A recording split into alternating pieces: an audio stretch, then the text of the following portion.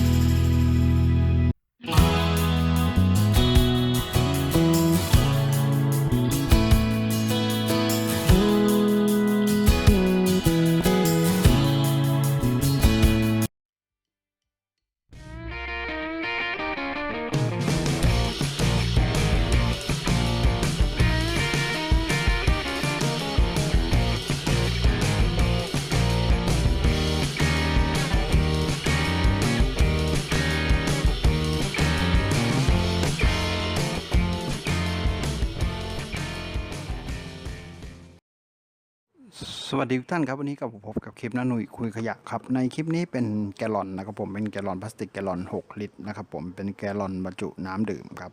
ทีนี้ไม่ได้ใช้งานแล้วครับจะนำกลับมาใช้งานกันอีกครั้งครับด้วยตัวเนื้อพลาสติกค่อนข้างดีอยู่ครับจะนำมาทำเป็นของใช้ภายในครัวเรือนกันครับ